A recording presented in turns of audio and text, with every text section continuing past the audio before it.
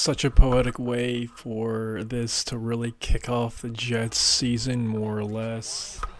Haason Reddick has officially requested a trade from the New York Jets. The Jets actually acquired Haason from the Eagles since they lost Bryce Huff to them. They gave up a conditional third, which would be turned into a second if Haason played an X amount of snaps. Looking like that's going to be a third round pick regardless, and it's pretty valuable, man. Second round pick. It's pretty good, and the Eagles, Howie kind of just finessed the Jets. Kind of crazy, but this is such a Jets thing. Like, I don't even know where to start with this. The fact that they were incompetent enough to execute the deal without knowing that he was unwilling to play on his last year of his deal is just such a Robert Saleh move, such a Joe Douglas move of just lack of communication, lack of comprehension, and just a complete circus. Like, Nat Hackett is still part of the Jets coaching staff, by the way. Kind of crazy that that's a reality, but man, Haason Reddick has been fined a ton of money so far, and the Jets came out and yesterday that they aren't going to deal him. So it's pretty much standoff mode right now. I mean, from the Jets' perspective, like, you acquire Haason Reddick, he doesn't show up to anything. He doesn't show up to OTAs. He's missed all of training camp so far. It's just a really bad first impression, and even when he does show up, unless he goes off his first game with the Jets, like a cancer in the locker room. It's just like a disgruntled employee, and I don't think the Jets need any more noise than they already have, i.e. the whole Aaron Rodgers, Robert Saleh, just all of that living in New York media. But this is just such a Jets thing, man. And I just really think this is just such a clear and evident foreshadow for this upcoming year. I don't know how anybody could be on the Jets right now, man. Seriously.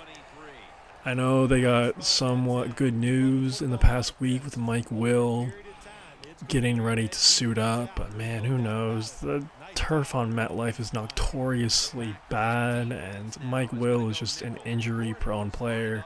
Super talented, but that's going to end probably pretty quickly. He's not going to play a lot of games.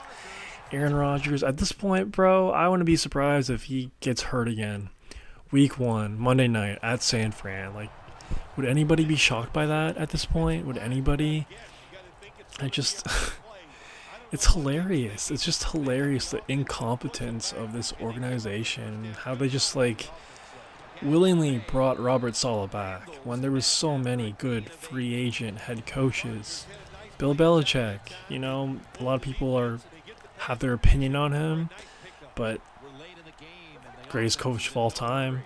Mike Vrabel was open and available and ready to go. You're telling me you're telling me Robert Saleh is a better coach than Mike Vrabel? Get out of here. Get out of here. I don't know. It's very entertaining. It's reality TV. It's such a soap opera with the Jets. I don't mind it. Everyone kind of needs a circus. A circus is never a bad thing when it comes to an NFL year. So very entertaining stuff. But I don't feel bad for the Jets anymore at all. When Aaron Rodgers went down after running out on the field on 9/11 with that American flag, that was a really depressing scene. Probably the most depressing thing I've ever seen, ever. But at this point, bro, I don't feel bad for them at all. They made their bed, now they gotta lie in it. Everything they've done this past offseason is just a head scratcher. I don't get it, but at this point, if you're the Jets, what do you even do? Do you pay a guy that, you don't even know that you just acquired, that hasn't shown up to anything? Or do you just let the CBA and all those fines just eat him alive? Either way, it's just like a bad taste. It's a bad mojo in the locker room. It's bad energy, bro. Like, it's just not even preseason is done yet, and you already have this massive distraction, massive cancer in the locker room. It's just like, come on, man. Does anybody believe in the Jets this year? Does anybody? I know Breece Hall looks good. I know Garrett Wilson, stud of a wide receiver, has so much potential. But, like, come on, man. Does anybody believe in the Jets? Anybody? Let me know in the comments down below. I'm really curious. Again, I don't even know what you do here. Giving up a third-round pick, getting fleeced for nothing. The Eagles essentially robbed the Jets of that third-round pick. So, like, I don't know. Do you try to get a deal done or some sort of extension done? Or do you just kind of cut your losses and let him just be eaten alive by the fines, and one day he shows up and he's a disgruntled employee, and I have no idea, man. I have no idea. Let me know what y'all would do, but good luck, Joe Douglas. And, you know, you facilitated the trade, so that's on you, big fella. Good luck, dude. Other trade news, teams are apparently calling for the availability of Matthew Judon. Matthew Judon has been in the headlines in New England the past month, mainly due to his contract talks, and he actually had an outburst with head coach Mayo. So, yeah, I don't know what's going on there. We'll see if he gets dealt. Hell of a player, would be hell of an asset to any defense, but I'd say just keep an eye on that.